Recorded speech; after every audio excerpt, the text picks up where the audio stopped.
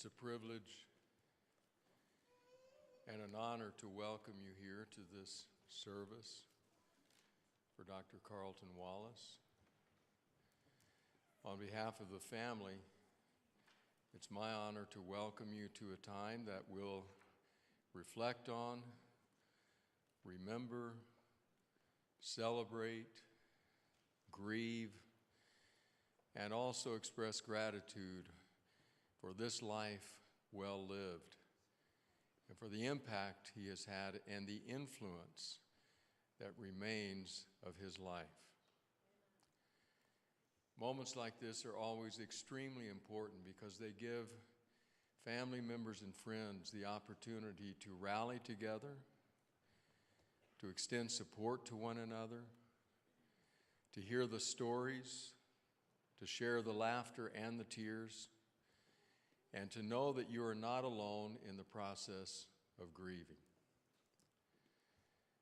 So I welcome you to this time, and not only welcome you here, but encourage you in the days ahead to continue to lean on each other and to especially extend support, a listening ear, and a caring heart to Dr. Wallace's family. Would you pray with me? Gracious God, on a day that outside is so beautiful, we inside huddle close together, deeply aware of our mortality, thankful for the life of a father, a husband, a friend, a colleague, thankful for the influence of this life. We pray that your presence might be sensed here in this sanctuary through your Spirit. But we also pray that your presence might be found in the community that gathers. After all, you said, wherever 2 or 3 are gathered, in my name, I'm there in the midst. So be in the midst today to encourage, to comfort, and to give hope. In the name of Jesus, amen.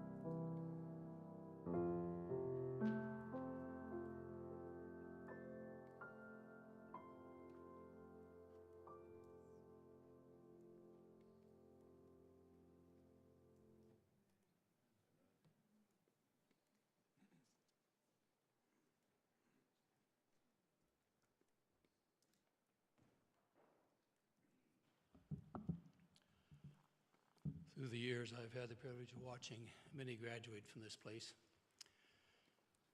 And as I've watched that, some stay here for faculty, and we're always appreciative of those. Some move on across the country and around the world, and we hardly hear from them again. But a third group, and that's what I would put Carleton into, a group that settled in the community, established a practice, a reputation, but always considers himself an ambassador of Loma Linda. And Carleton and Patty Wallace were clearly of that group.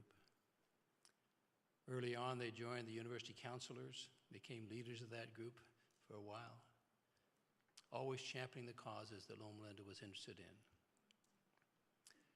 And then about 15 years ago, when we started dreaming of having a new building on campus, a new academic building, we tapped Carl and Patty on the shoulder and said, would you come and be co-chairs of this, along with Carl and Ray Lofgren? And they agreed. And it was over the next several years that I had the privilege of sitting in McGann Hall conference room many evenings with Carleton and Patty and others as we brainstormed about who could possibly be contacted for donors, how should we design this building, and so on. It was there that I became acquainted with Patty's wit and Carleton's gentlemanly ways. Carleton was clearly the gentleman's gentleman in every way. Calm, reassuring.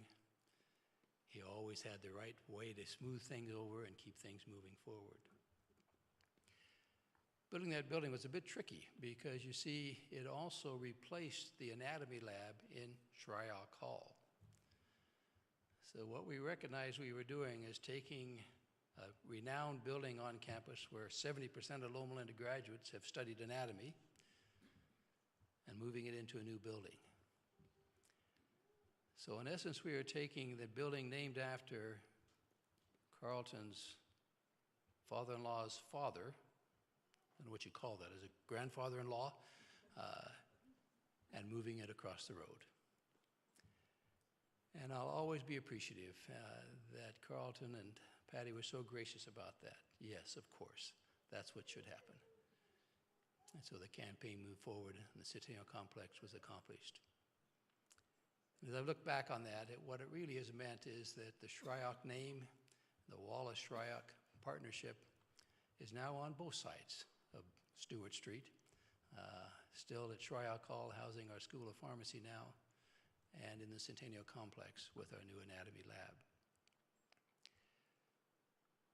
So this university is deeply appreciative of people like Carleton, and particularly his ways that meant so much. After the loss of Jill and then Patty, it was painful to watch Carleton labor with the issues of life. As I had the privilege of visiting with him in the villa on numerous occasions, you could watch the light go out of his eyes to some degree because of the deep love he had for those he had lost. So thank you, Carleton. Thank you, the Wallace family and the Shryock family, for what you have meant to this place for literally generations. You will be long remembered and appreciated.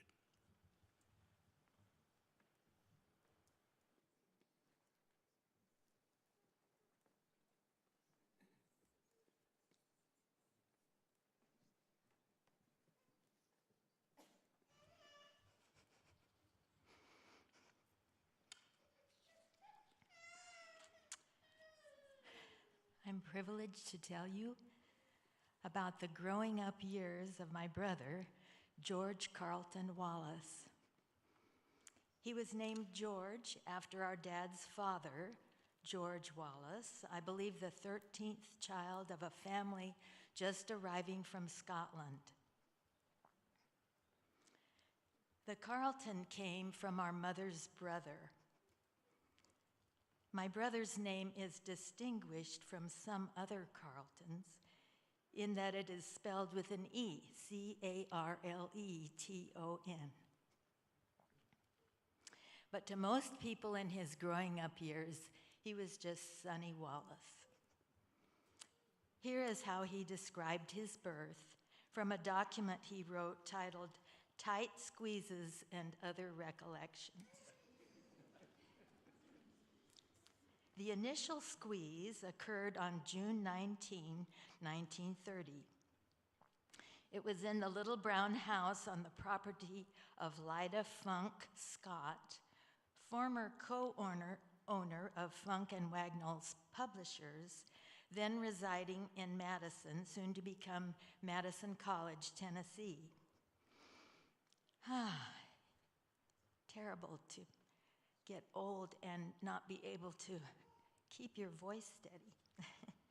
My mother, Marguerite Hurlburt Booth Coffin Wallace, had born and had given uncomplicated births to 2 children, Lyle Marie Wallace Stockdale and John Harvey Wallace, at the Madison Sanitarium and Hospital.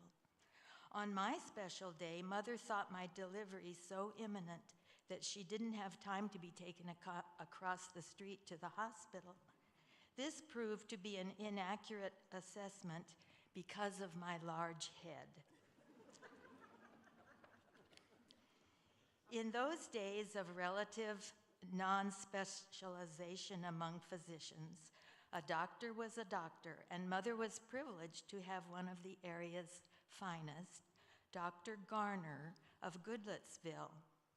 It was a prolonged labor and delivery, but patient encouragement along with an ample amount of abdominal pressure eventually coaxed me through the birth canal into humid mid-Tennessee morning.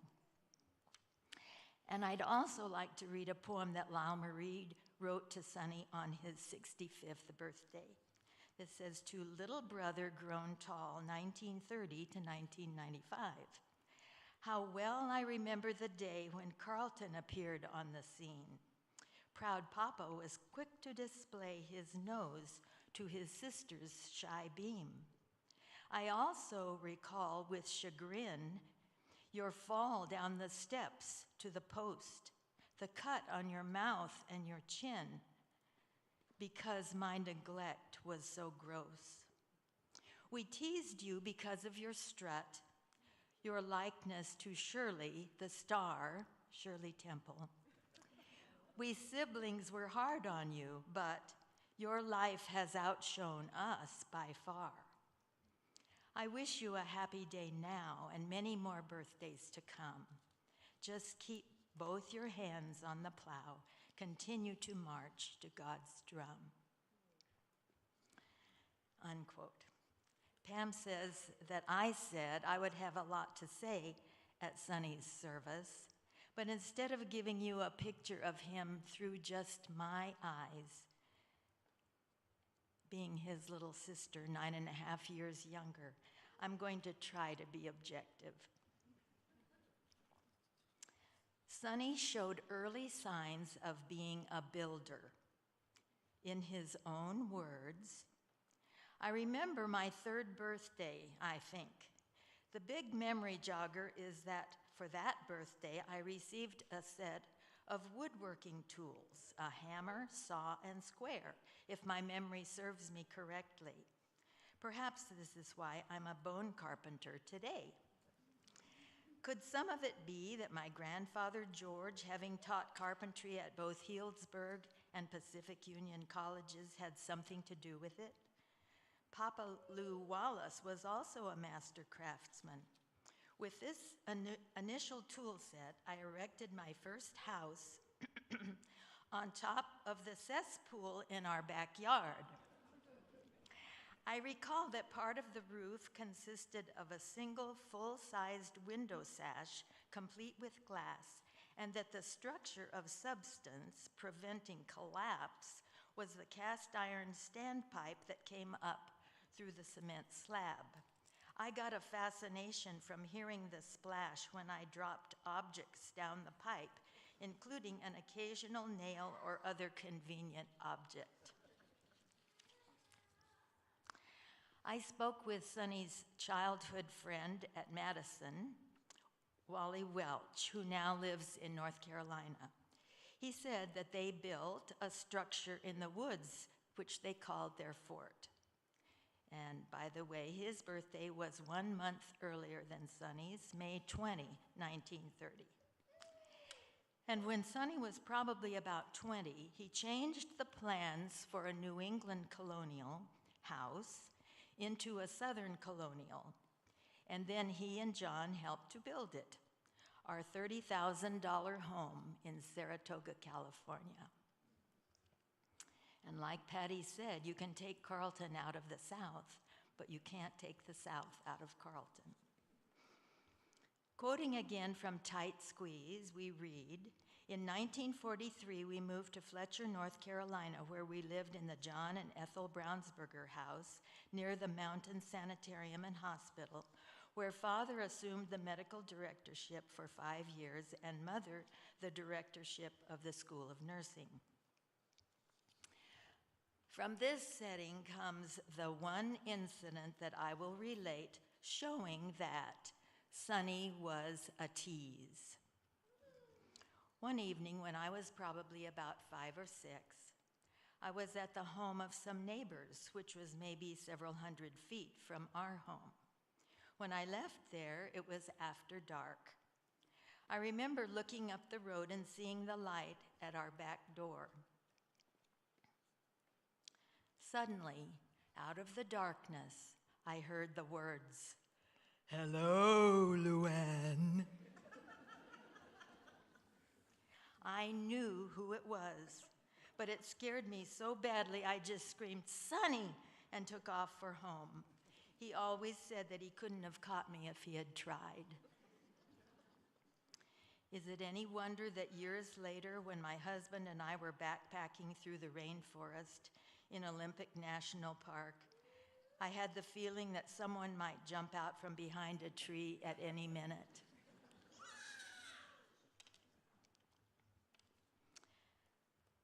Okay, quoting again. No, I'm sorry. This is where I finished typing my notes, and now I'm on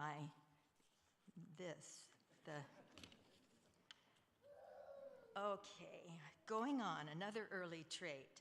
Sonny was a scholar. At Fletcher Academy, he was a favorite of the principal, Mama J, Mrs. Jasperson, for good reason, I'm sure. He was very interested in words. I remember at one point in his early life, he kept a dictionary in the bathroom, and when he came out, he would quiz us about his latest find. And he was quite a serious Scrabble player. I don't know how early this started, but he had a way with words. If you've ever read any of his poetry, you know what I mean. Sonny was a call porter. I remember when he and John would return home in our old Model T Ford from time to time and regale us with stories of their canvassing experiences in South Carolina. Sonny was musical. And thank you so much for playing one of the favorite songs that he liked to play. That was beautiful. He took piano lessons until his early teens when he persuaded Mother to let him quit, a decision he later regretted. But he seemed to be able to play any instrument he could get his hands on. John's trumpet, my clarinet, the harmonica, and I think the accordion. Pam's nodding. And he had a wonderful touch on the piano. I think of one hymn in particular, "Nearer, My God, to Thee." He played it so majestically with strong chords. And he was such an encouragement to me taking piano, always interested in what pieces I was learning and cheering me on. By the time he graduated from Fletcher Academy in 1948, he desired to attend Pacific Union College in Angwin, California, where Lyle Marie and John were already attending. So our parents decided to make the move. Carol Koski Jones kindly brought a letter written by her husband, Dr. Don Jones, to Sonny sometime around his 60th birthday, describing his perception of Sonny soon after we arrived at PUC. It says, "Dear Carleton, well, old friend, tonight is a big celebration and Carol and I are so sorry not to be there with you. We will be somewhere between Copenhagen and Stockholm on the Royal Princess and will be thinking of all the fun you were having and we will be missing. If I think back through the many years we've known each other, so many pleasant and humorous memories come to mind. My first memory is when you had just come to PUC from North Carolina and you were helping your dad unload a trailer at the house not too far from ours, and I would pass walking down to the college. My first thought was, who is the handsome, toothy dude that would be competing for what was perceived as very few good-looking village girls? And then on Friday night vespers at the college shortly thereafter, you were all decked out in white and brown wingtip shoes and a cream-colored cardigan coat. Remember those collarless things? And tan pants slacks, and I thought, not only is this a handsome joker, but a dresser as well. I went back to Auburn Academy for my senior year, and you attended PUC as a freshman, and our paths didn't cross until a couple of years later when we dated those gorgeous roommates, Patty and Carol. From that point on, you two have been our very best friends, and what great fun we've had. All four of us got kicked out of PUC for sneaking out during a dry violin music program on Saturday night. Carol said it was probably beautiful. And going swimming in Calistoga at the public pool and then coming back and attending the last 2 minutes of the concert. How sneaky can you get? Someone told Miss Winning, and so we were suspended. Bob Homer, a good friend who roomed next door to Sonny his freshman and Sonny's sophomore year at PUC, described Sonny as good-looking, very bright, and one of the good guys. He said that they often wrestled and each considered himself the winner. Bob relates funny episodes of sharing the same duplex in Loma Linda after both were married. How after an evening of study they might take a short bike ride. How for 2 summers they worked on the dental building together. How on ski trips both might read in the evening, Bob for entertainment, Sonny medical journals. Yet Sonny knew more jokes than anybody he knew, Bob said. And Bob's birthday was June 17, 1931, and Sonny's birthday was June 19, 1930. I got to ride to Loma Linda with my brother in August of 1953, just before he and Patty got married. He was pretty quiet, but every now and then I would see him smile. We rode in his, I think it was a 1946 Ford convertible, black with a white top. As I recall, we had to stop and let the car cool down going up the grapevine.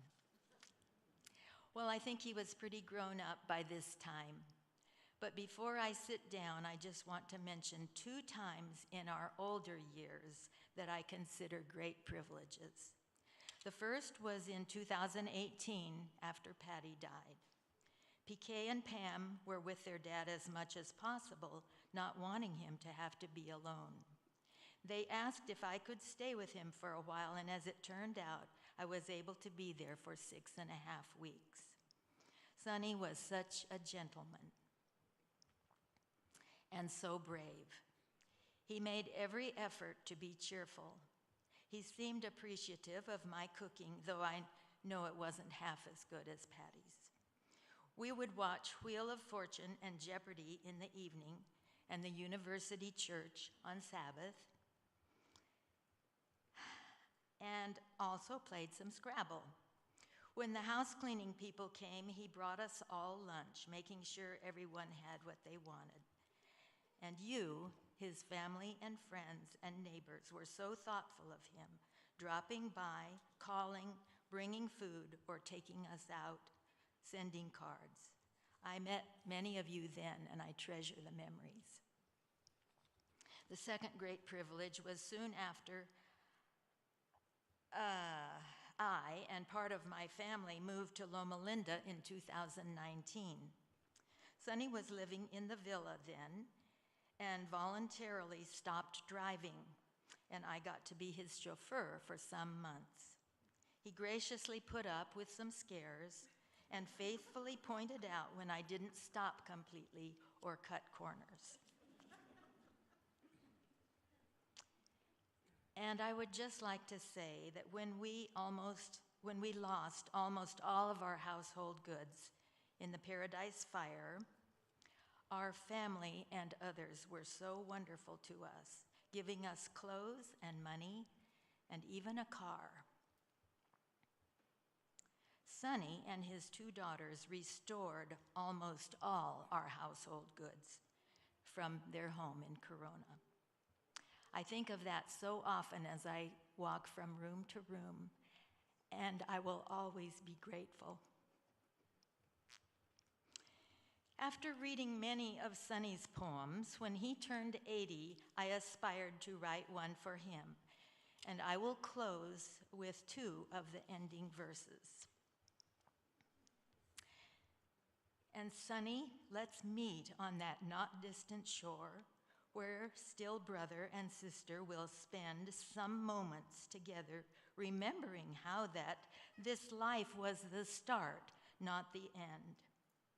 And I want to follow the example you've set of doing the best that we can.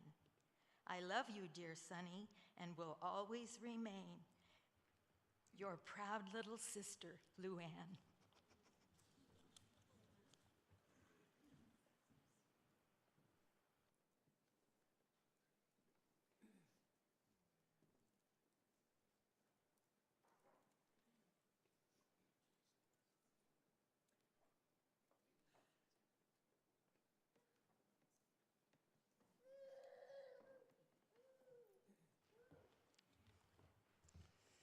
It's so wonderful to see your many faces, relatives, cousins, distinguished colleagues that have come many miles to honor PK and my dad, and Jill's as well.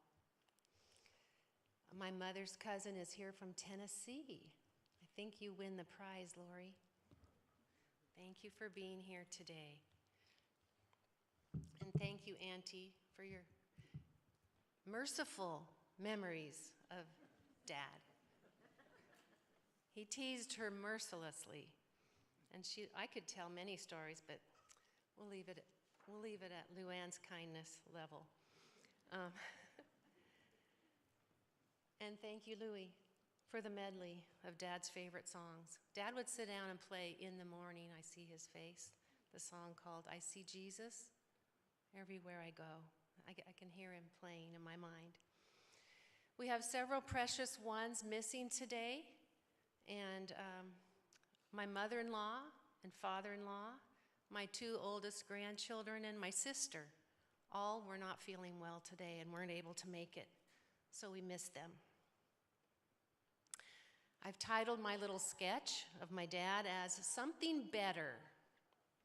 Dad's sister, Lyle Marie Stockdale, Luann's older sister, made it her life work to find and document our ancestors.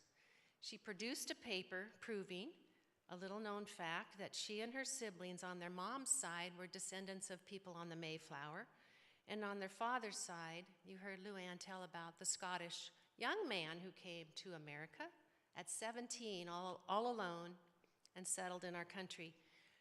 They were both looking for something better, and I think Dad's life exemplified the same desire. From an early age, watching his actions and hearing his words, the desire to improve something or preserve something was obvious with everything he touched. From surgery to tying our Sabbath bows, he always had a method with nearly a perfect result. One of Mom's nicknames for him was SM, meaning scientific method. She used it a lot. As a busy medical student, resident, Army captain, and surgeon, Dad's hours at home were limited, but he made use of his time and captured our attention with his warm personal antics.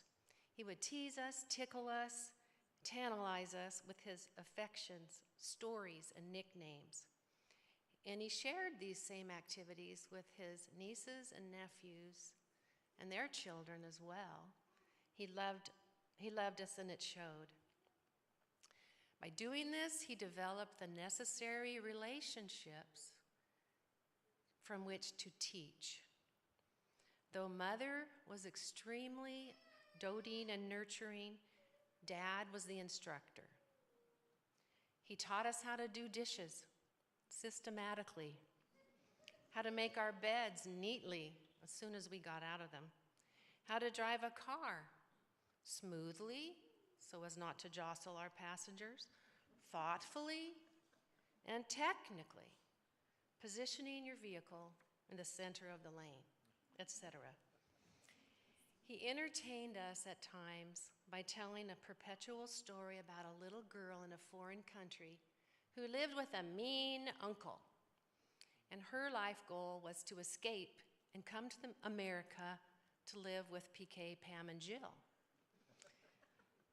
The storyline was intricate. I think he made them up off the top of his head, but it captured our little imaginations. And then he would end them always too soon with the phrase, "Tune in soon for the next exciting episode of Rackamuki." That was her name. Even Rackamuki was looking for something better. The theme of something better extended into our lives in many ways. He taught us how to be quiet. We couldn't disturb the neighbors or speak loudly outside on the weekends because we might wake them. He taught us to be quiet by proclaiming 15-minute silent periods periodically. 3 little girls in the car. If you violated the 15-minute edict, Dad's arm would suddenly reach behind his seat and fan the air in military fashion. He taught us to be thoughtful. He taught us to speak better English by correcting our goods to wells. And he kept dictionaries in every room of the house and in the cars so that he could, at any drop of the hat, say, "Ah, that's a good word for you to look up." And we would pull out the dictionary, look up the word, and talk about it. Grammar should be well, or is it good? When I asked for my first banquet dress, instead, Dad gave me a little money and said, "Time to learn to sew." And I don't think he did that with PK or Jill. I've never forgiven my mother for not stepping in at that moment, but I did learn to sew. He wanted us to be careful with everything, not to break, scratch, or wear out anything unnecessarily. And we heard a million times, "Stand up straight, put your napkin in your lap, scoot your chair in after you get up from the table." Southern manners, they matter. He patted our teenage abdomens and said with bugged eyes and a silly grin, "That better be food in there."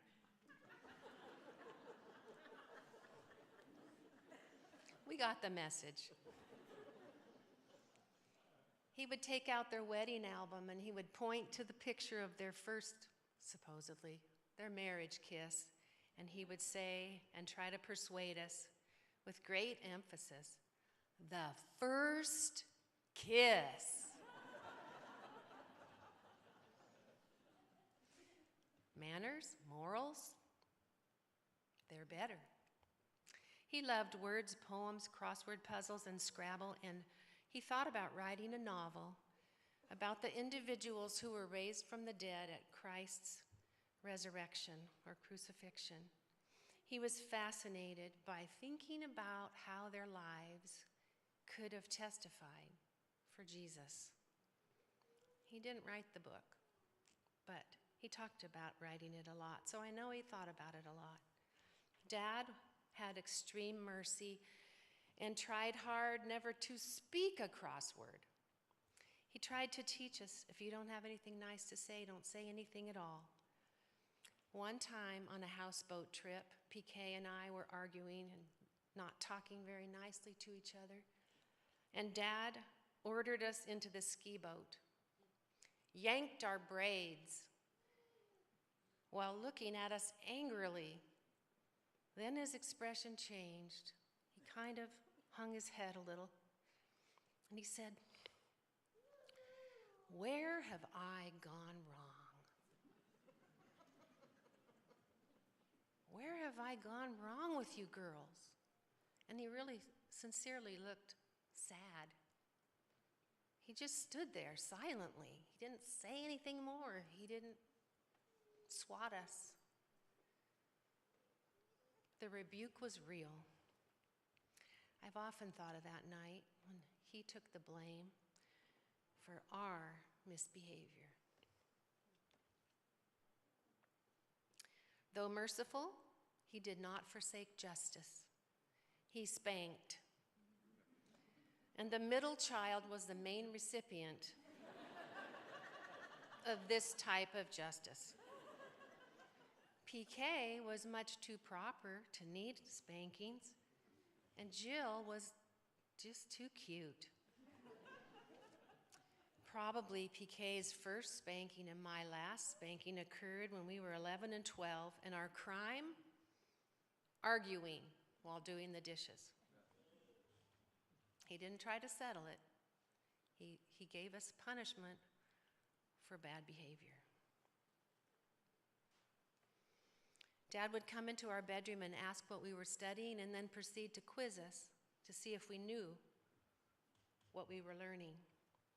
Then he would give us a pack of flashcards. He occasionally taped a quote or a short poem on the bathroom wall, so while we sat there, we could learn something. If we needed him, however, he would turn from a chore and listen. He was known to even leave a patient in an exam room and come to his private office to confer with a troubled daughter in the middle of a workday. Then came a cold winter night when I had a flat tire. I was all alone. I called my dad and told him, "I need help. I've got a flat." And he said, "What have you done about it so far?" "Get busy and change it." I was shocked. But I learned how to change a flat tire that night, alone in the dark, in the cold, and by the way, in our front driveway.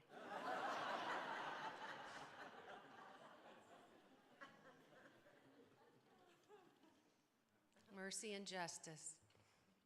Dad and Mom loved their friends proactively and never intentionally made an enemy.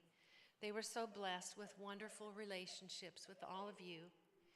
We will never forget Dad's first associate, Rob Johnson, who literally rescued Dad from being buried by the orthopedic practice. Also, a funny story that didn't make it into the tributes was one told me by Dr. Lionel Rentschler, Dad's friend and also his dentist, was once mistaken for Dad while he was at church because of his gleaming white hair. A man approached him and told him that the hip surgery he had performed on his mother-in-law turned out fantastic, to which Dr. Rentschler said, "Well, that's surprising." He claims that being mistaken for Dad was a highlight in his life. And I want to thank several other people too. I want to thank Elvie Reed, who was Dad's loving caregiver after he came to live with us after suffering a stroke. She taught me a lot about loving and caring for somebody who was in a compromised way, and I love her to the end. And also to Talicia Cook of Copper Canyon Senior Care, where Dad spent his last months. And I want to thank so many for visiting Dad, Margie and Cheryl and Richard and Gus and many others who came to see Dad when he was alone and confined to bed his last few months.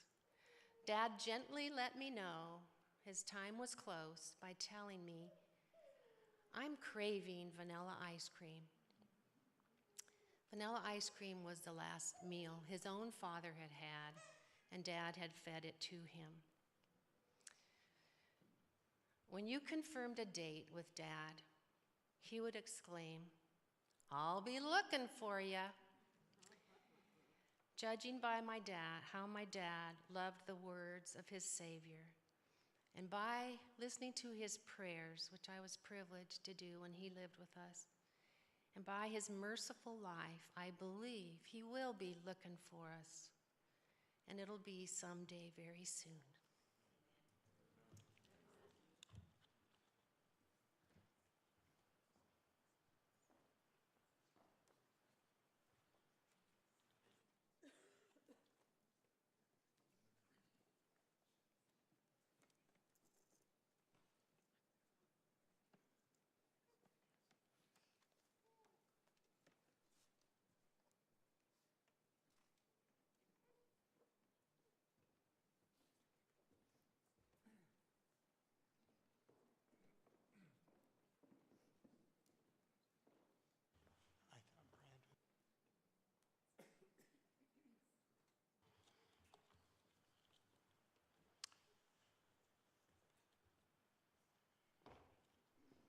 Good afternoon. I'm Richard Rohe, and I'm a partner, or was a partner, of Carleton.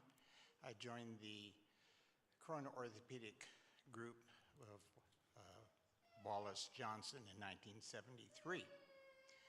I had just completed my orthopedic residency here at Loma, and during that time of residency, part of our rotation was at the Riverside County Hospital, and Carleton was one of our attending.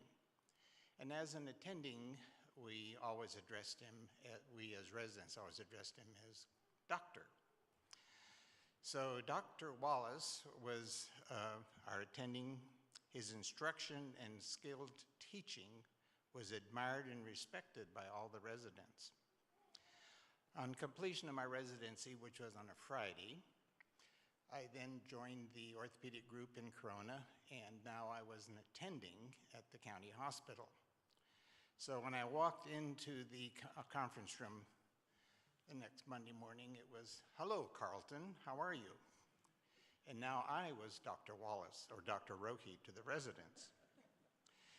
So this relationship of Wallace-Rohe has actually gone back to many years before that, and you've heard Pam, or Carleton's sister, mentioned Dr. Don Jones. Well, Dr. Don Jones was my first cousin. So through that relationship, I had become acquainted with the Wallaces. And at that time, my family was living in Modesto, California. And my father, who had this missionary feeling, and in fact, he was a missionary in Africa for many years. And he decided in 1960 to take a year out of his practice and go to Libya for a year. So he and the family decided to move over there. Well, that would leave his practice without a doctor for a while. Well, things worked out just perfectly because my cousin Don, who were good friends with the Wallaces, mentioned to Carleton the fact that there was a space available for him to do some work. And Carleton had just completed his military obligations and he had a year to wait for his residency to start. So things worked out real well. The Wallaces came and moved into our house in Modesto. Folks went to Libya.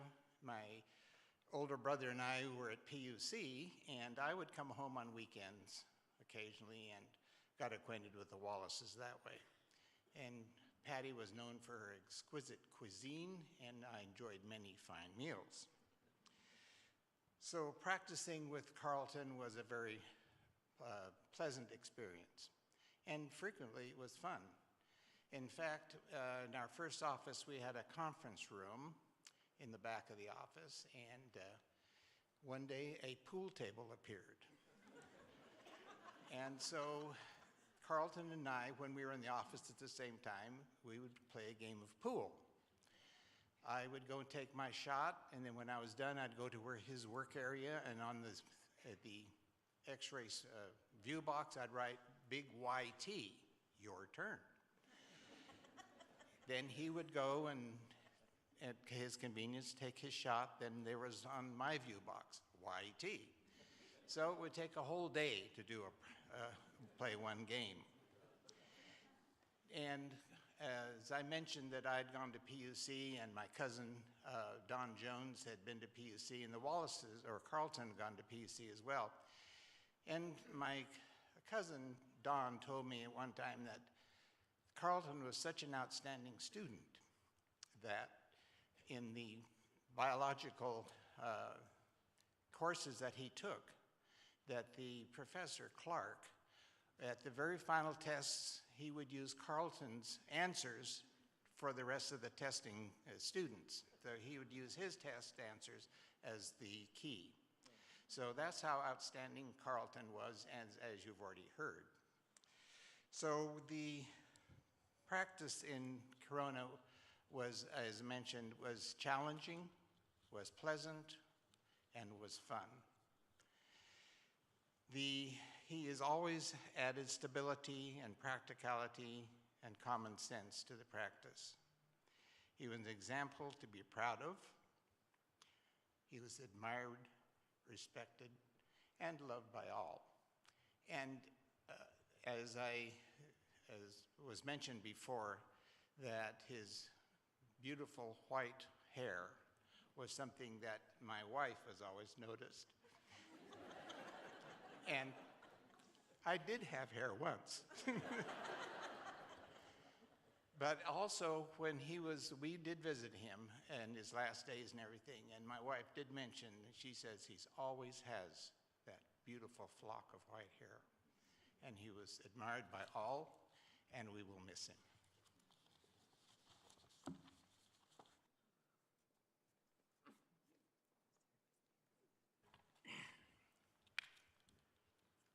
My first job after residency and fellowship was to join with Carleton Wallace in Corona, California. I'm still there after all these years. I was treated well from my first days as a young doctor, and I simply never have wanted to leave. I was the fourth doctor to join with Carleton after he had established his solo practice in Corona, and where he had been the only orthopedic doctor around. He had worked night and day and had even delivered babies in Corona until an OB doctor came to town. Not many of us can say that we've ever had that on our career or resume, and I'm glad we didn't. Carleton was well-loved and respected doctor in Corona. He was on the hospital's board when I joined the group, and it wasn't long before I clearly was aware of just how respected he was throughout the whole town of Corona. His patients loved his Southern gentleman doctor, and his staff and all of his assistants loved him too. He was just as gentle and kind to his staff as he was to his patients, which isn't always the case for us when we're in our busiest and most stressful days. Carleton developed quite a few of his own orthopedic surgery techniques because he literally just had so much experience over the years with hip and knee surgeries. He gently shared his surgical tips, but never wanted to mentor us strongly or forcefully. He always just wanted to be helpful. When we were the younger doctors in his group, he was never critical or condescending. When he grew older and we were the younger doctors, had becoming the mainstays of the practice, he still wanted to help us in any way that he could. After retiring, he came back to the office multiple times to ask if we needed any help and an assist in our surgeries, and I always treasure the memories of our last days of working with him. There was no better assist in surgery than this man, who stood beside me and who, as always, just humbly wanted to be helpful. Carleton was proud of us as we all had become his partners over the years and as a group had grown through the years. Carleton and Patty loved us. They loved our wives. They loved our children. I might have been the partnership's largest surprise when I gave up my bachelor days at age 41 to marry Carla. Carleton was really happy about the whole change in me and eagerly told Carla, "I don't know what you've done to this guy, but it sure is good." When we had our twin baby girls, the babies came home from the hospital wearing the baby gowns and wrapped in lavish blankets that Carleton and Patty had purchased for them. It's hard to face that so much has changed. I am now one of the older docs in the practice, and Carleton will no longer be with us at all. Our group will always be, though, the group that Carleton Wallace started, and we will each, in our own way, try to carry forward the kind of gentleness and the kind of professionalism that we learned from this truly good doctor. After Carleton really had finally stepped away from coming into the office and coming to surgeries with us, I was touched to get a call from him one evening. Carleton apologetically told me that Patty had just gotten a deep laceration on her hand, that he was sure that I was really tired after a long day, but that he would really appreciate if I would come open up the office and maybe sew up her hand. He said that he would help, but that he really wanted me to be the one to sew her up. Carla offered to drive with me to the Corona office, and what an honestly fun time we had with Carleton and Patty that night. Patty had us laughing so hard that it was hard to even get the stitches in her hand. Then it was only a few days later that Patty had the tragic fall that ended her beautiful life. Carla has remembered and mentioned several times since Patty died with her stitches still in her hand, Brad. After all of our years of working together in hospital ORs, the very last time that Carleton and I worked together was in our Corona office as we put stitches in sweet Patty's hand. I wish that Carleton and I could work together for a lot more years, but his work is done. I hope that the work that remains for me to do will be done half so well. Thank you.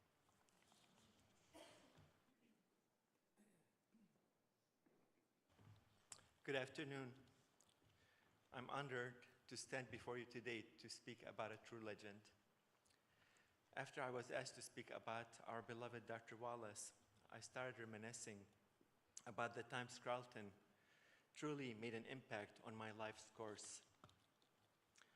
My first memory took me back to 1994. I sat across the table from Dr. Wallace and Dr. Richard Rohe at Mimi's Cafe in Corona. I was being interviewed as a potential orthopedic surgery partner.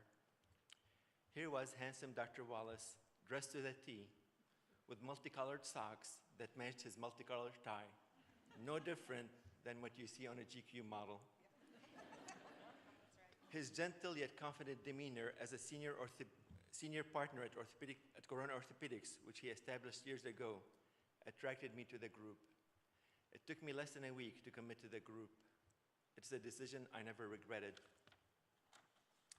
Business tends to be slow, and it takes time to build it up as a new partner. I recall waiting for patients to trickle into the clinic, and more vividly recall Dr. Wallace stepping into my office, reminding me to enjoy those slow few months before the floodgates opened. He was like a father caring about his son's emotional well-being. Sensing that I was anxious about the speed of building up my practice, he gave me 3 days of his call and came in to assist me in every surgery that weekend. Having Dr. Wallace as my mentor made my early experiences so pleasant and helped me fall in love with my field of practice. Soon thereafter, the floodgates did open, and I recalled then, as I do now, his comments not to fret about the slow times. Throughout my career, I assisted Dr. Wallace on several cases. He operated as a master surgeon. His total joint replacement surgery was like a precisely orchestrated symphony.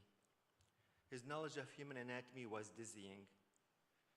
His use of words while communicating with the OR staff were pleasant, uplifting, never insulting or condescending. His work ethic and bedside manner were impeccable. He was admired and loved by the hospital staff, his colleagues, his partners, and his patients, who to this day ask about him. He was referred fondly by the nursing staff as the Silver Fox. Over the years, we have had innumerable partnership meetings with their fair share of headaches. We all turned to Carleton as the moderating voice of reason. One of the most respectable attributes about Dr. Wallace was his dedication to serving others that were less fortunate. He regularly traveled to parts of Mexico that did not have the optimal medical coverage to treat unique orthopedic cases. I remember him bringing back x-rays of bone defects and injuries to upper extremities, asking me for my input to how to tackle such cases. Although these cases tended to be true head scratchers, Dr. Wallace's passion for the patient's well-being trumped any challenge. He was loved and celebrated by the children and elderly in the villages. They followed him and celebrated him on the dusty streets. My partner, Dr. Locke, best described this sight as reminiscent of Jesus Christ walking down the streets of Jerusalem. I wish I was there to see that sight. I recall hugging and tearing while consoling Dr. Wallace about the loss of his youngest daughter, Jill. He acknowledged my sadness through his own tears, asking, "Is this the way it's supposed to be?" I too remember his sadness after the loss of the love of his life, his wife Patty. It took a toll on him mentally. He loved her with such a passion, setting such a beautiful example for all those that are married. Grace, loyalty, and royalty were written all over the Carleton and Patty marriage. I finally recall visiting Carleton at his own hospital bed. My heart was crushed seeing my mentor, my father figure, my model as an orthopedic surgeon, having difficulty moving his lower and upper extremities. Those same body parts that so artistically carried out the initial steps of healing to so many orthopedic patients. While visiting him at his private care facility, I remember having a pleasant conversation about the foods he liked, admiring all the family pictures that surrounding his bed, and him bringing to my attention how beautiful all that surrounded him was. A legend had passed on, but the memory of the legend will never leave my mind and all those who loved him. Jesus said to Martha when discussing her brother Lazarus' recent demise, "Martha, I am the resurrection and the life. He who believes with me, even if he dies, will live again." Carleton, my friend, my mentor, my model, my father, my partner, my father figure. I look forward to hugging you when we meet again. Till that day, sleep in peace. Thank you.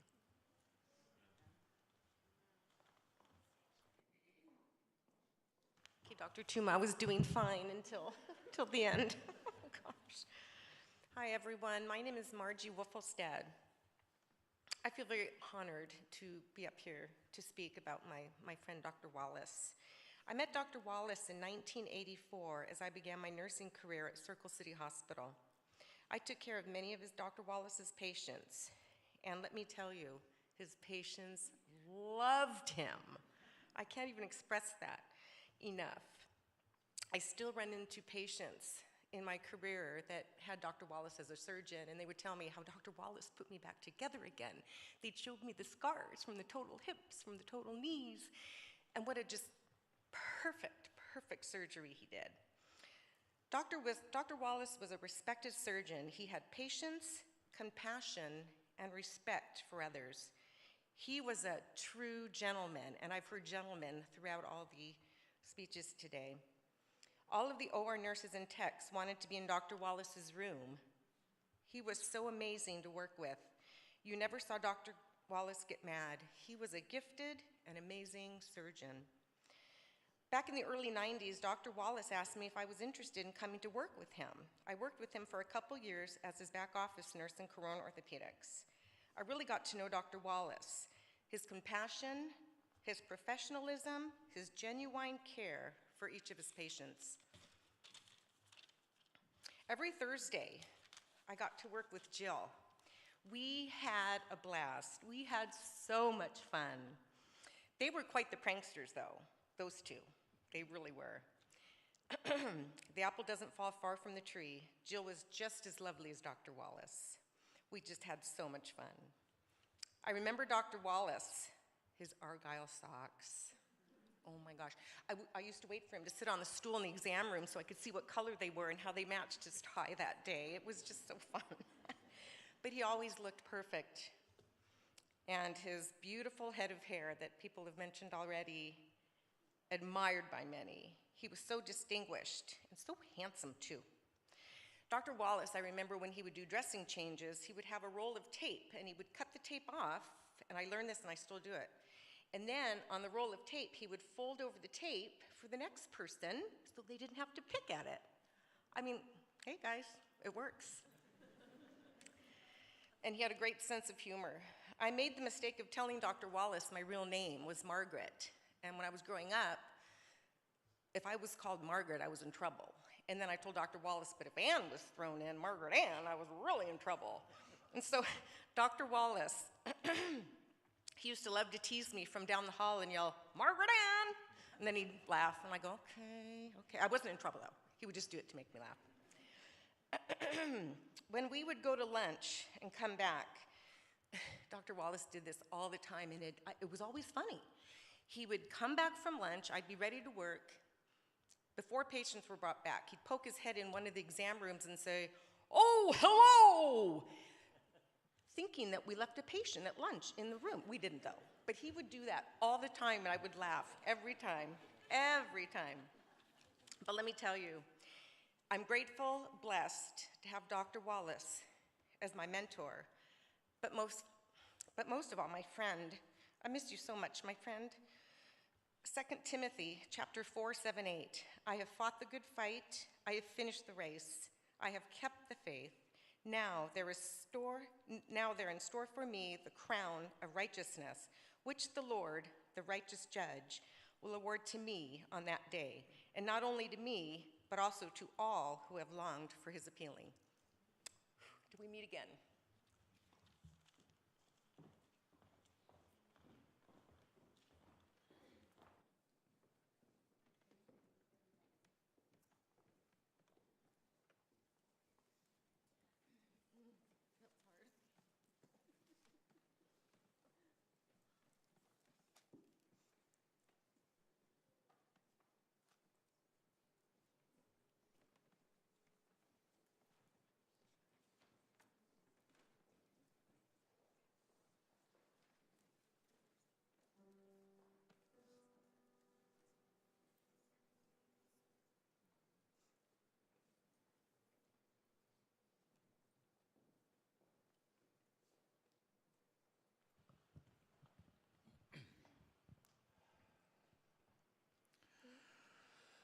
Let not your heart be troubled. Ye believe in God and in me. In my Father's house are many mansions. I go to prepare a place for thee. The Lord is coming, are you ready? The Lord is coming, are you ready?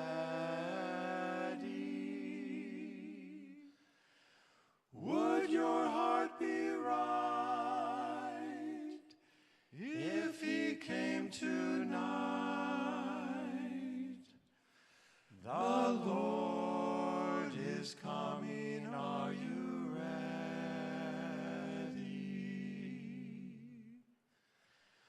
Why will you wait, my brother? Promise of God all are true.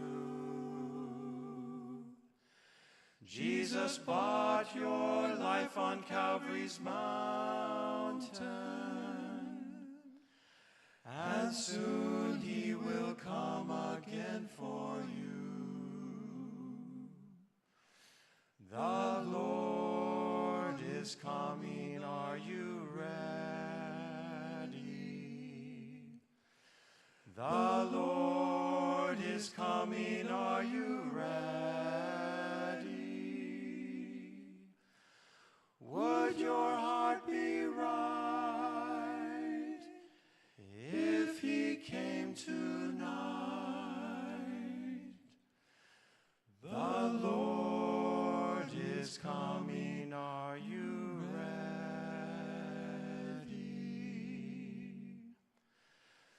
The Lord is ready.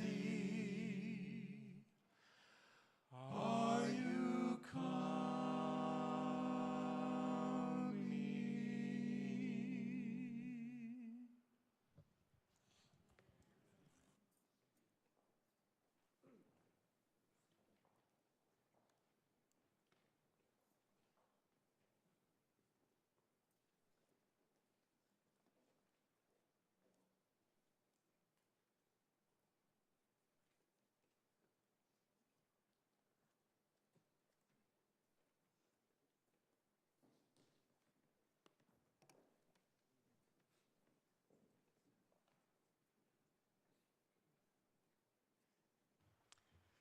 Hello, everyone.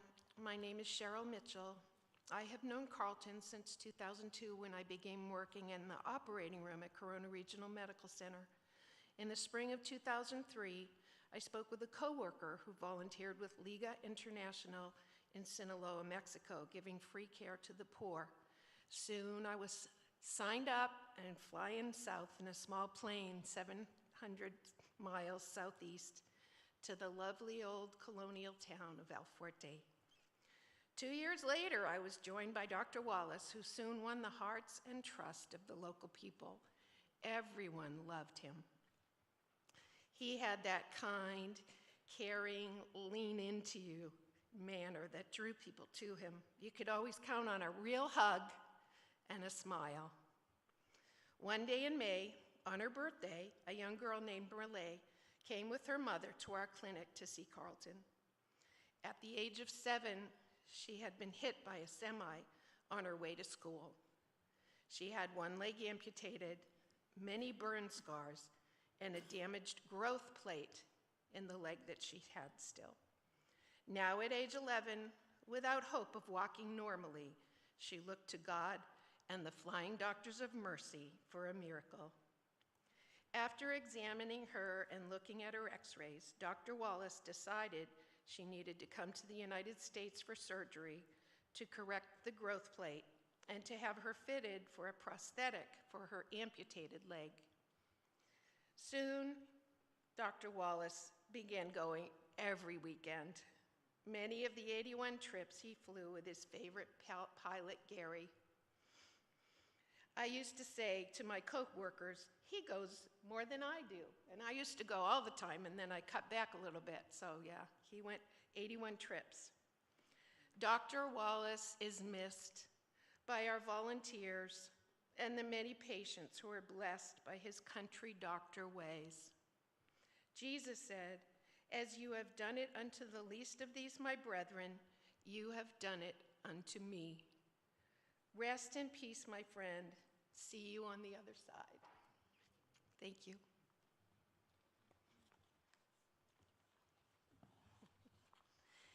My name is Lori Welling. I'm a registered nurse, and I met Dr. Wallace about 20 years ago at Corona Regional Medical Center, working on the surgical unit. In 2004, he introduced me to Liga, and I joined Liga and became his clinic nurse, which ended up being about 60 mission trips for me and 12 years. I worked as his clinic nurse, and I just loved watching him take care of patients in our dusty little clinic in El Fuerte. He taught me that you care for patients with your mind, your hands, and most importantly, your heart. Treating patients in Mexico required a lot of innovation, ingenuity, and dogged resourcefulness. And Dr. Wallace's killer combination of vast orthopedic knowledge and general handyman skills made a huge difference for many of our patients.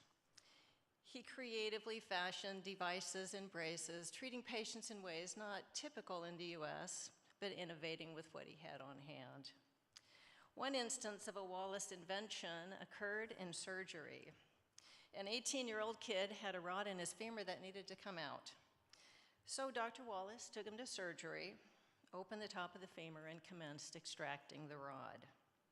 We got the rod out a few inches, but then it just got stuck, and it would not move any further. And without more sophisticated instrumentation, we were really in a pickle. So the rod is a few inches out with quite a few more to go. The clock is ticking. Options are limited.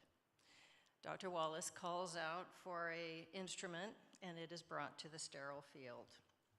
Then he grabs a couple of other instruments, fastens them together, and ends up with a whole new surgical contraption about 18 inches long with a little lever sticking out about halfway up.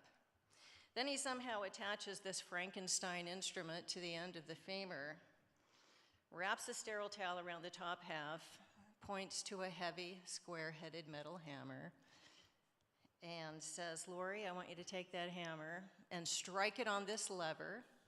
And each time you hit the lever, I'll pull a little and we'll get this hammer out, or we'll get this rod out, excuse me." Well, it is a total Rube Goldberg setup, and I am really worried about my finesse with the big hammer. What if I hit you?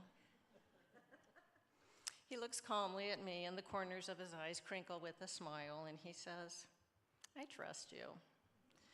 Well, it took a lot of encouragement from him to get me to really wail on that lever, but between my hammer swings, his pulling, and a huge dose of Wallace ingenuity, that rod came out, and of course, the patient recovered. Dr. Wallace taught me that some problems aren't solved in the usual way, but if you take a few calm minutes to think outside the box and apply what you already know, you can resolve some pretty tough issues. Well, orthopedics is not just heavy hammer swings and grappling with tenacious rods, it's also a finely detailed surgical art, completed with finesse, a light touch, using knowing hands to assess, evaluate, and deliver care. And Dr. Wallace's hands treated thousands of patients in El Fuerte, injecting every arthritic joint imaginable, setting fractures, casting the tiniest little club feet of babies, and operating to improve function. One of our frequent flyers always professed that Dr. Wallace had los manos de un ángel, the hands of an angel. She sensed what words often fail to convey, that Dr. Wallace not only cared with his hands, he cared with his heart. We saw many patients whose untreated problems were so complicated. People came to see Dr. Wallace hoping for answers and cures, not always understanding the extent or gravity of their conditions. He did everything he could for our patients, but he had to tell many that they would never walk again, that their child's condition was progressive and terminal, that while surgery is a possible answer, it was beyond the scope of our El Fuerte OR. But his gift for empathy, compassion, and comfort always softened the delivery of sad news. And many times when people left the clinic, his eyes would fill with tears, and his throat would tighten, and he would say, "Sometimes these things are not easy."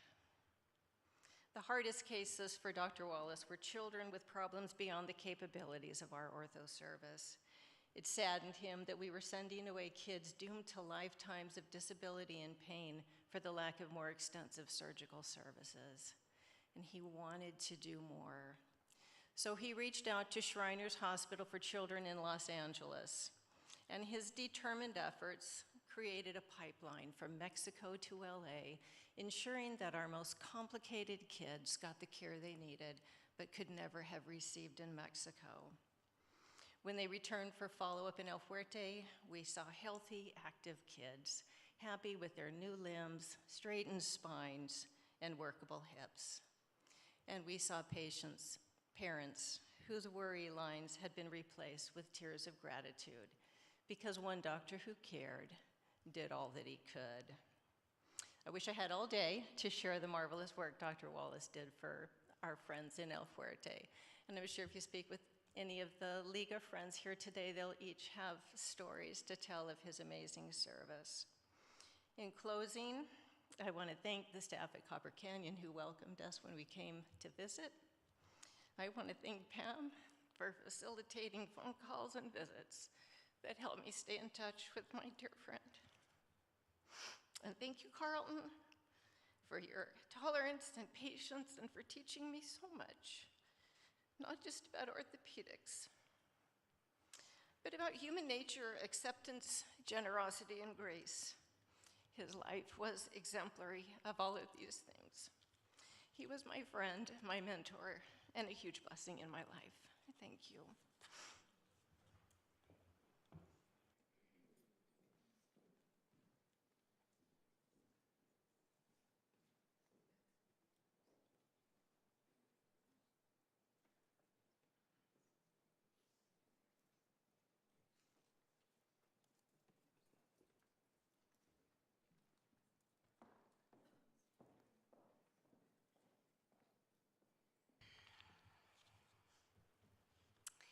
My papacy,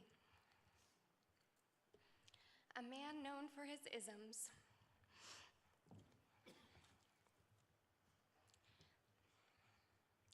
Chasing us around with shaving cream on his face. "How's about a nicer kiss?" he would always say. He seemingly loved his self-proclaimed nickname of Fat Tums. Although self-degrading and factual, it still was a form of endearment.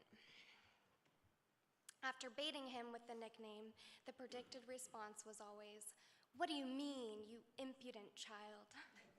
The chase was on again. He reminded us continually, "You mustn't kiss any boys until you're married." Sorry about that one, Papa. "A spoonful of medicine," he would say, but instead of a prescription, it would be a tablespoon of chocolate coming for our lips. "Let's give her a hand. What a kid," he would voice with excitement and pride. On the golf course, standing over a putt, "Okay, little pearl, find that hole." POYB, he would always instruct, an acronym you can maybe guess, but in other words, stand up straight. "Always leave it cleaner than you found it," was his continual motto. And after most meals, he would remind, "When I die, I would like to know I never passed on a piece of pie."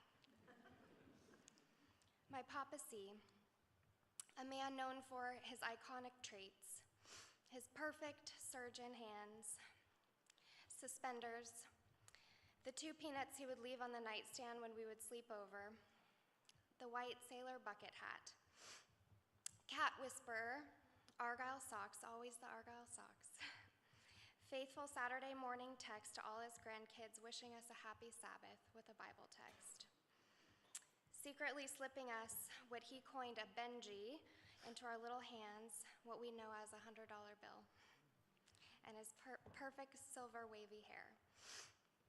My papacy, known especially for his love and kindness. When saying goodbye, his parting wisdom was frequently, "Be kind." A hero to most who met him, a man eager to instill confidence in those he knew and loved. His last words to me were, "Julia, I could never forget you because I just love you so much." I could never forget you either, Fat Tums, and I love you more.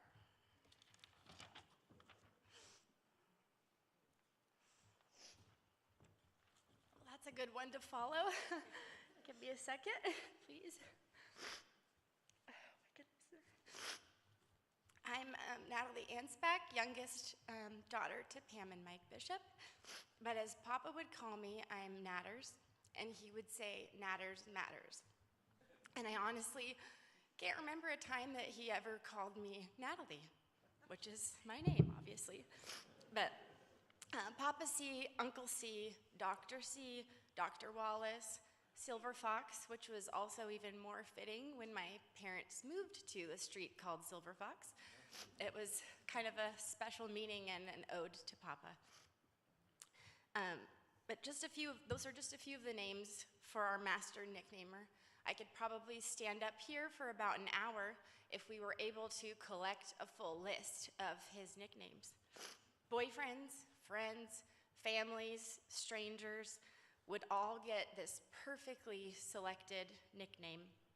Excuse me. I'd say his knack for names would stem from his immense love of words, as we've already heard multiple times today.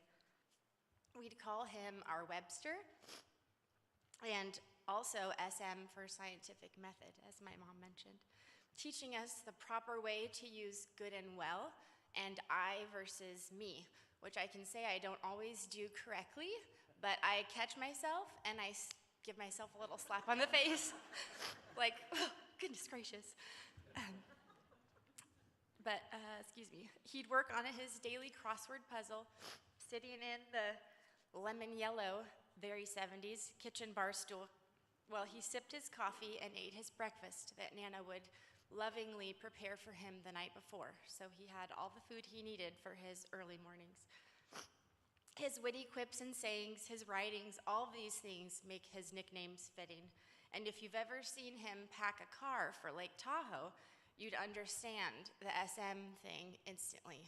Packed to perfection, not a hole anywhere because it just lined up perfectly like Tetris. I reminisced over the past couple of months, and it dawned on me how these nicknames are fitting in even more ways. Papa the Webster, there when you need him, quiet and sitting there listening, full of information, waiting to share, but only when needed. Papa was not one to push his thoughts or his faith on you, but he lived his life in a way that set an example. You knew where the bar was set by his teaching moments and also in how he acted. He treated others so kindly and generously and didn't hold himself above anyone else. His childhood in the South created a true Southern gentleman who would always open the door for Nana and be the first one in the kitchen to clean up the dishes. I've spent many nights or evenings doing dishes with Papa after parties, cleanup, and I always fried my hands off trying to keep up with his surgeon hot water tolerance from all of his scrubbing in over the years. Even though I've never had a driving lesson from Papa, I've learned things from my mother, which she had mentioned as well. He taught her and she taught me. Think about your passengers, drive into a corner and out of a corner smoothly. If you're braking, scoot over so the person behind you can get around if you're gonna turn right. All kinds of things. And you just go, who would think of that? Papa C. And he taught how it's important to set your foot down on the boat and not twist it because you could scratch it. All these details, like not on anyone's radar, but it shows it's making an effort to care for things, but also people. It's just being thoughtful, and it's others before thyself. That was like such a huge principle for him. Tahoe was a family tradition that started way, way back when the Wallace family built a log cabin up in the trees. Summer vacations there is a tradition going back generations, and because all of that, Lake Tahoe is like a second home to many of us. Papa had this saying, as Julia mentioned, leave it cleaner than you found it. And after our family log cabin was sold, which was well before I was around, friends of the neighboring dock rented our family their house, and we were allowed to continue to stay there at that house for years when it was no longer a rental. And the reason for that is because we were a full family cleaning crew, and we left it cleaner than we found it. You better believe that all the windows were spotless, inside and out, everything was immaculate at Papa's direction. One tradition that Papa would do up at Tahoe was set up a scavenger hunt for us kids, and it ended with the crispest Benji you've ever seen. Didn't matter who got there first or whatever, we all got one. They wanted to make sure that we had fun money to spend on our trip, which we quickly blew at the store, buying books, art supplies, clothes, a fart machine, whoopee cushions, which of course made it to Baki's restaurant, which was wonderful.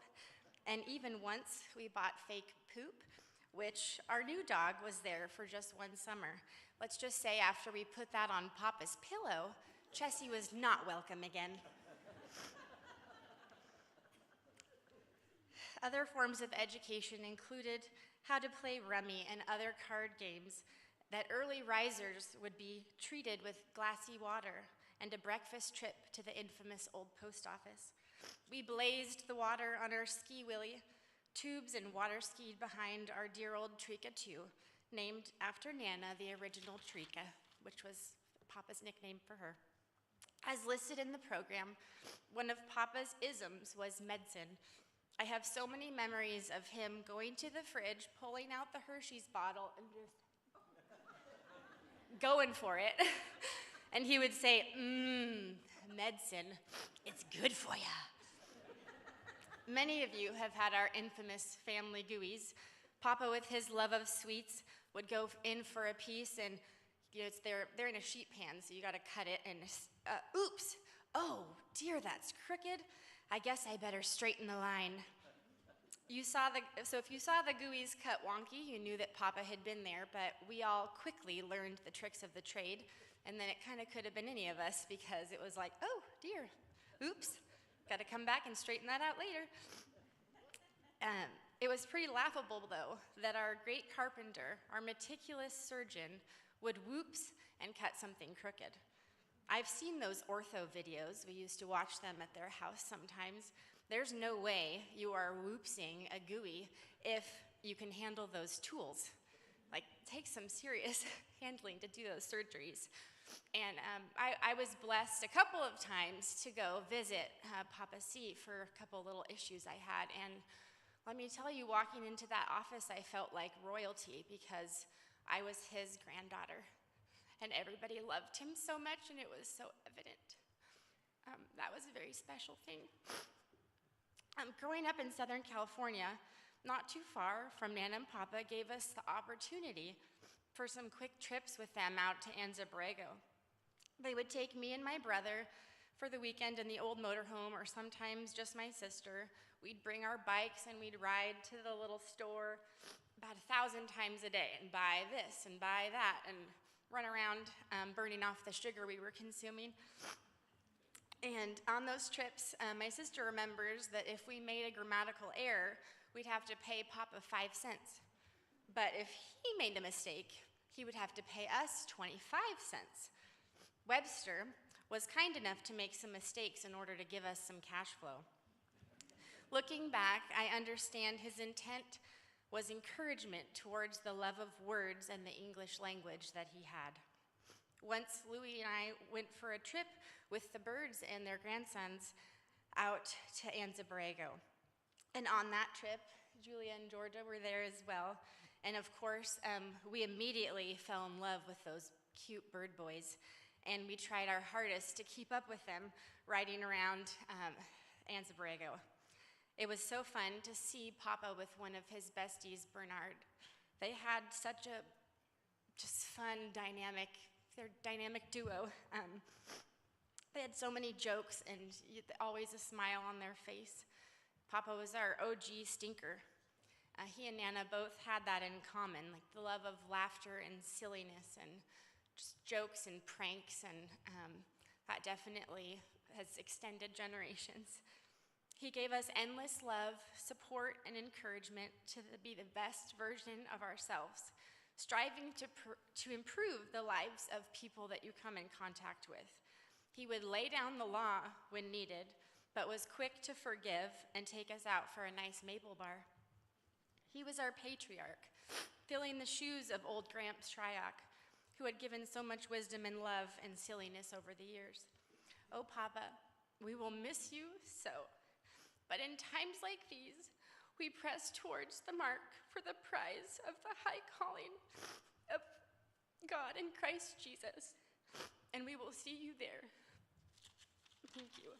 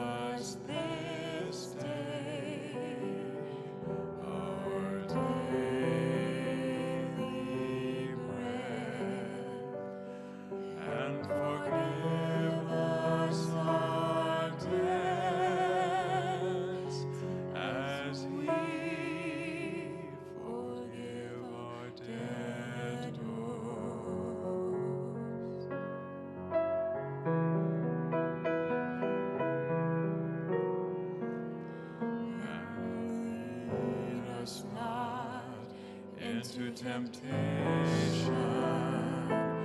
but deliver us from evil.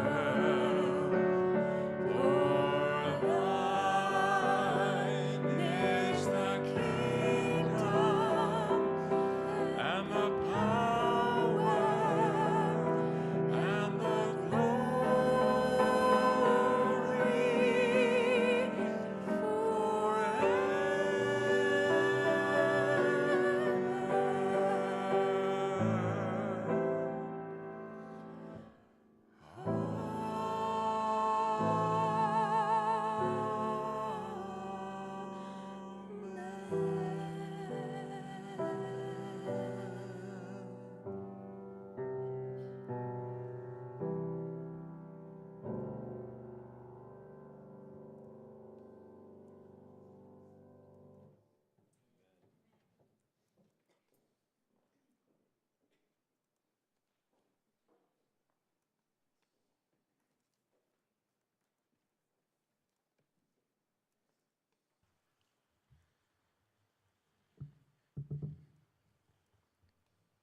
As I've sat listening to the testimonies of a life well lived,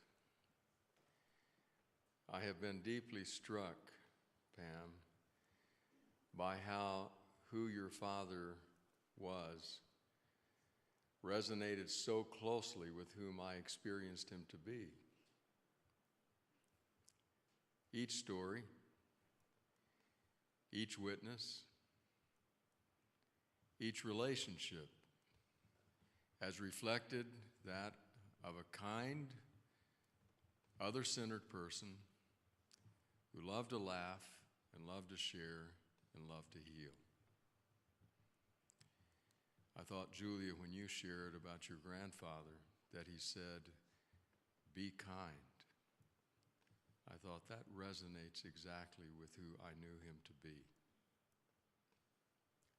What a witness.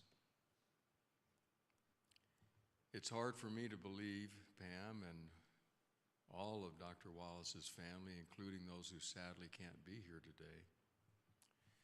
It's hard for me to believe that it's been not quite, but almost exactly 4 years since we were here and we celebrated the life of your mother, of his beloved wife. The years pass, and we, everyone, confront the reality of mortality. And when we do, might we encounter it with the same grace and dignity and the same testimonies left behind. Pam, you shared with me some of your father's writing skills, his ability, his verse, and I was really struck by how it moved from the profound and the serious to the not so serious, such as this verse penned entitled 48 to my wife Patty. This, I assume, was on the occasion of her birthday. If your shoulder starts a squeaking, if your knee keeps on a creaking, glad your bladder's not a leaking, can you be pushing 48? If your back begins a breaking, if your finger keeps on aching, you just keep right on a bacon, can you be turning 48? Your kids are older every day. They are my husbands, so you say. The time is now to make that hay. You might be turning 48. If the kitchen floor's all marked, drippy auto out there parked, up all night has Junior barked, perhaps you're turning 48. If Rex has slid across your car, if the driveway's black with tar, the devil can't be very far, you're probably turning 48. If your man's a little grubby, if his bod's a bit more chubby, lest you seek a brand new hubby, you look, I think, like 28. It ain't too bad at 28, particularly when you watch your weight. Don't put too much upon your plate. You'll probably live till 48. The words above are writ in jest, gently spoken, softly caressed. Don't worry till your bones do rest. At 48, you're still the best. Is that amazing? Makes the rest of us husbands look bad. When we gathered here on the occasion of his beloved wife's passing, we talked about 3 days. We talked about yesterday, its misty watercolored memories. We talked about today and its grief, and we talked about tomorrow and its promise. With that in mind, I'd like to ponder some similar themes today. If you open your Bible and go to the book of Revelation, chapter 4, you will find that it is the scene of a great worship experience in heaven. The throne is the focus. And those who are worshiping God in that place say, "Holy, holy, holy, Lord God Almighty, who was, and who is to come." Maybe we could borrow that refrain for our purposes here today. And talk first about what was. Not so much about what was in the life of Dr. Carleton Wallace, of his wife, of his family. You have heard a great deal about that already, and we are the richer for it. But talk about what was in the light of heaven. Because what was at that point in the story in Revelation was the story of the Lamb who had come to earth, who had walked the dusty pathways of Galilee, who had crafted stories the likes of which the people had never heard, that painted portraits of a God they had never known. They were so deeply moved and so deeply transformed by what he told that they would never see God the same way again. The truth is that some couldn't take the picture of God that he shared. I have said it many times. It often strikes me at moments like this that it seems to me that Jesus had issues with death. Any pastor knows, any shepherd of the sheep knows that if you have a full-rounded ministry, memorial services, funeral services are a regular part of your life. And yet Jesus, in a very active, very engaged, very involved 3.5-year ministry, as far as we know, only attended 3 funerals. I think he had issues. He showed up at every single one late. I think he had issues. He said inappropriate things like, well, she's not really dead, and don't cry, and where's the body? Which make you want to cringe and say, Jesus, what are you saying? But every funeral he attended ended when he got there. Done. Because his issues with death were that he hated to see his friends suffer, grieve, and weep. And so when he showed up, he ended it. That's what was. What was in the life of this Lamb of Revelation. But that's not all that was. Because the truth is, because of the picture of God, a God of love, a God who drew people to himself, a God of those who were on the margins, because of that picture, some could not tolerate his preaching.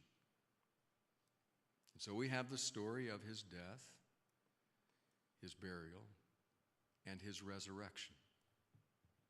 That's what was.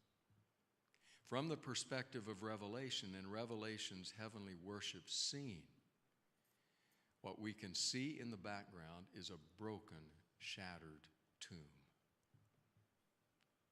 That's what was. The tomb was broken. What was and what is. So what is it that is? What is what is before us today.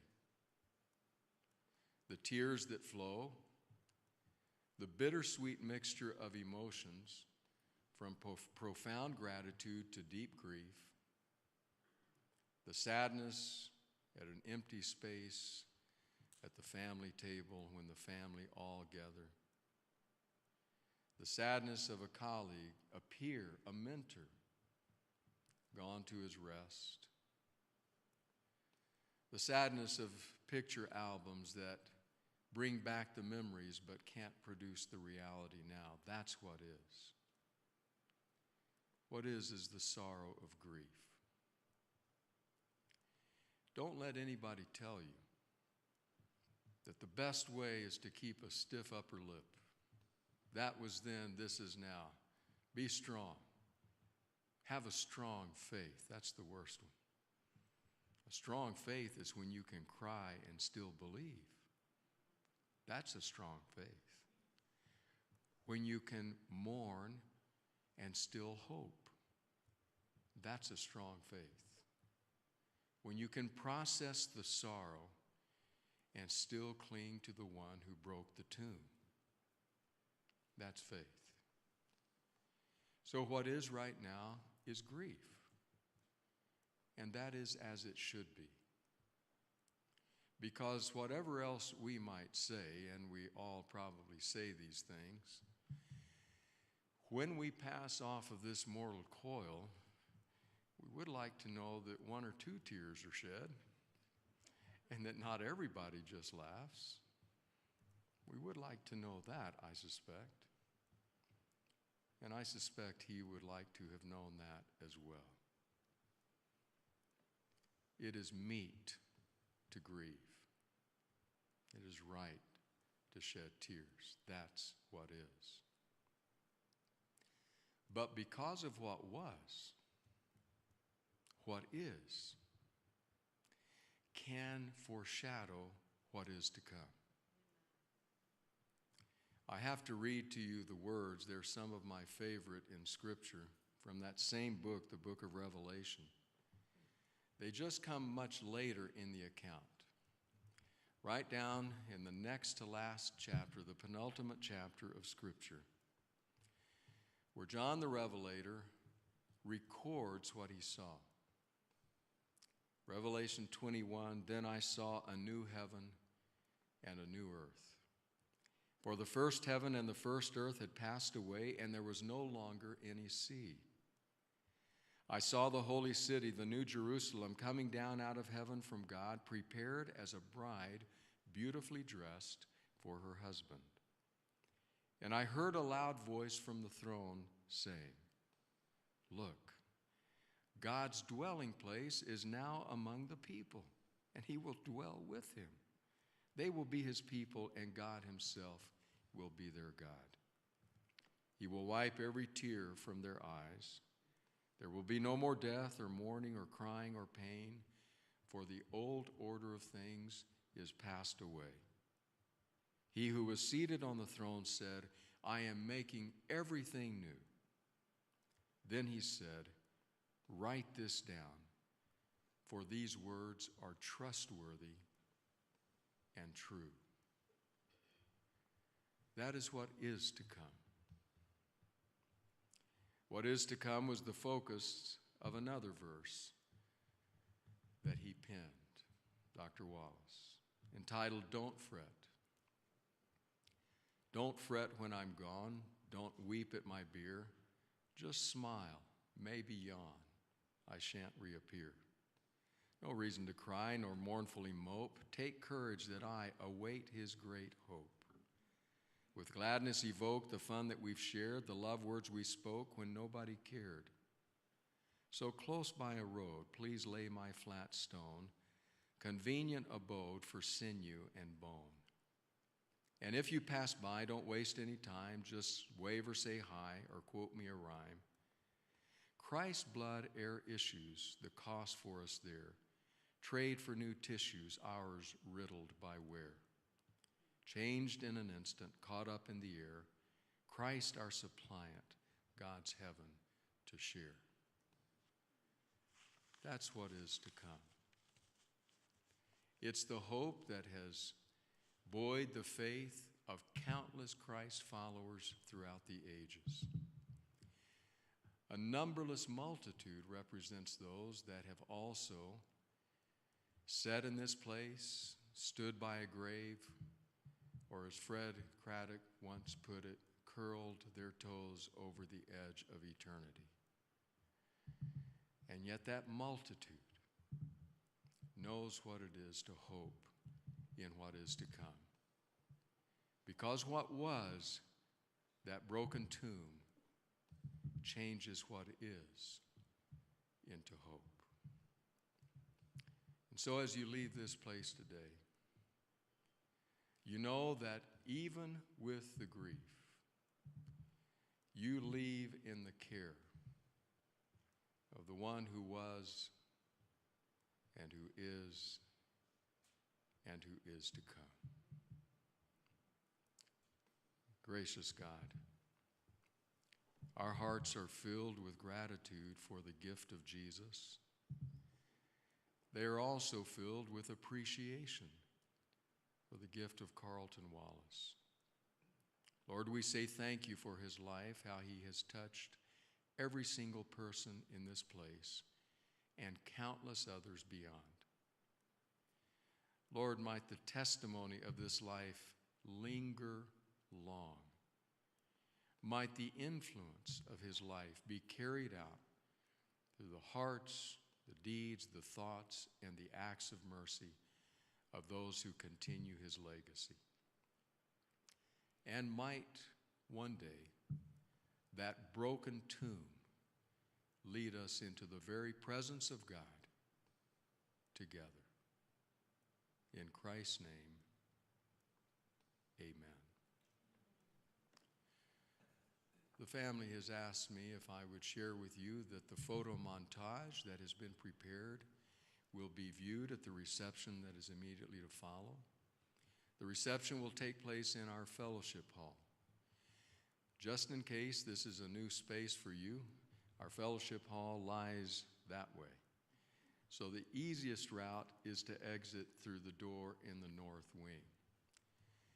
But I will ask if you would be so kind as to remain seated as the postlude plays and give the family the opportunity to exit first, and then you may follow.